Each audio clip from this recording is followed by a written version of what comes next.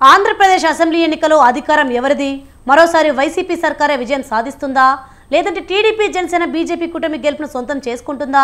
రెండు తెలుగు రాష్ట్రాలు ఇప్పుడు దీనిపైనే విస్తృతంగా చర్చ సాగుతోంది. అయితే ఎవరి మాట ఎలా ఉన్నా బీఆర్ఎస్ మాత్రం జగనే రావాలని అంటోంది. ఇంతకీ ఏపీలో జగన్కే అధికారం దక్కాలని గులాబీ నేతలు కోరుకోవడం వెనుక కారణం ఏంటి?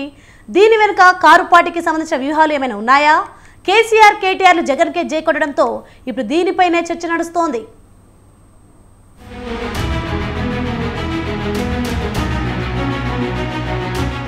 ఆంధ్రప్రదేశ్ శాసనసభ ఫలితాలపై జోరుగా ఊహాగానాలు వినిపిస్తున్నాయి.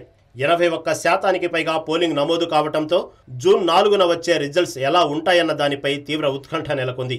ఏపీ సీఎం జగన్ పథకాలు మెచ్చి పెద్ద సంఖ్యలో మహిళలు, వృద్ధులు, దివ్యాంగులు తరలి రావడంతో తమకే లాభిస్తుందని వైసీపీ నమ్మకంగా చెబుతోంది. అదే సమయంలో ప్రభుత్వ వ్యతిరేకత భారీగా ఉండటం వల్లే ఇంత శాతం ఓటింగ్ నమోదైందని, అది కూటమికే ప్లస్ పాయింట్ అవుతుందని టీడీపీ, జనసేన, బీజేపీ నేతలు అంటున్నారు.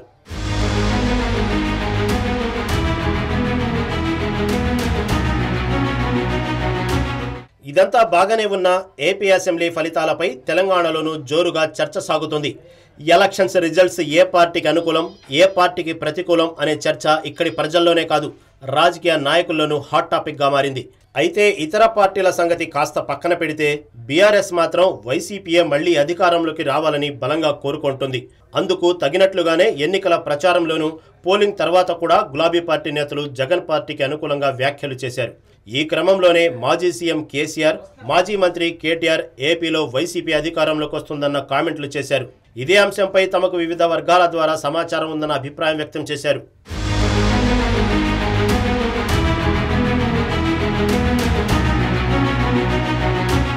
అయితే ఏపీలో వైసీపీ రావాలని బీఆర్ఎస్ కోరుకోవడంలో ఏమాత్రం అతిశయోక్తి లేదు. ఇందుకు పలు కారణాలున్నాయి కూడా. రాజకీయాల్లో శత్రువుకు శత్రువు మిత్రుడన్న సామెత ఇక్కడ ప్రస్తావనకు వస్తుంది. రాష్ట్ర విభజన తర్వాత ఏపీలో చంద్రబాబు, తెలంగాణలో కేసీఆర్ ముఖ్యమంత్రులయ్యారు. అయితే అప్పటికే కొంత భేదాలు ఉన్నా పక్కన పెట్టి మరీ ఇద్దరు ముందుకు సాగారు. కానీ ఆ తర్వాత ఓటుకు నోటు కేసుతో ఇద్దరు సీఎంల మధ్య భేదాభిప్రాయాలొచ్చాయి. సవాళ్లు, ప్రతి సవాళ్ల వరకు వ్యవహారం వెళ్ళింది. ఈ క్రమంలోనే 2018లో తెలంగాణ అసెంబ్లీ ఎన్నికలు వచ్చాయి.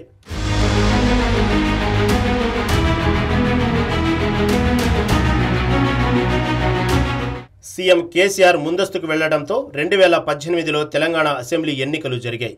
ఈ సమయంలో కేసీఆర్ను ఓడించేందుకు చంద్రబాబు కాంగ్రెస్ పార్టీతో చేతులు కలిపారు. ఓ అవగాహనతో ముందుకెళ్లారు. కానీ ప్రజలు మాత్రం మరోసారి గులాబీ పార్టీనే గెలిపించారు. దీంతో కేసీఆర్ అప్పట్లోనే చంద్రబాబుకు రిటర్న్ గిఫ్ట్ ఇస్తానని ప్రకటించారు. అన్నట్లుగానే 2019 ఏపీ ఎన్నికల్లో నాటి ప్రతిపక్ష నేత వైఎస్ జగన్కు అన్ని విధాల సహాయ సహకారాలు అందించారన్న ప్రచారం జోరుగా సాగింది. కారణమేదైనా 151 సీట్లతో ఏపీలో వైసీపీ అధికారంలోకి వచ్చింది. దీంతో రిటర్న్ గిఫ్ట్ ఇచ్చినట్లయింది. ఇక అప్పటి నుంచి ఏపీ, తెలంగాణ మధ్య సన్నిహిత సంబంధాలు కొనసాగాయి.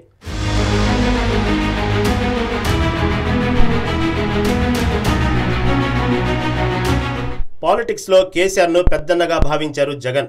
అందుకు తగినట్లుగానే వివిధ అంశాల్లో సలహాలు, సూచనలు పాటించేవారన్న అభిప్రాయము వినిపించింది. అయితే 2023 ఎన్నికల్లో బీఆర్ఎస్కు గట్టి ఎదురుదెబ్బ తగిలింది. అసెంబ్లీ ఎన్నికల్లో గులాబీ పార్టీ ఓటమి పాలై ప్రతిపక్ష స్థానానికి పరిమితమైంది. దీంతో తెలంగాణలో కొంత క్లిష్టమైన పరిస్థితులు ఎదుర్కొంటుంది కారు పార్టీ అధినాయకత్వం. ఓవైపు అధికారం పోవడం, మరోవైపు నేతల వలసలతో ఇబ్బందులు పడుతోంది.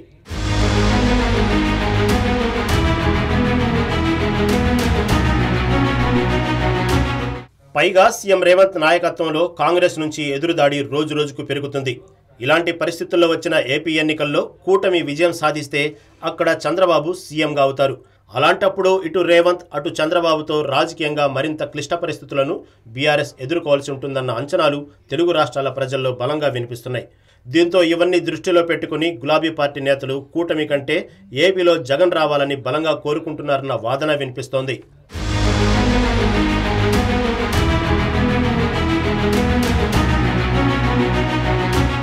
బీఆర్ఎస్ అధినేత కోరుకుంటున్నట్లుగా ఏపీ సీఎంగా జగన్ మళ్లీ అధికారం చేపడితే ఇక్కడ గులాబీ పార్టీ కాస్త సానుకూల పరిస్థితి ఉంటుందన్న అంచనాలున్నాయి.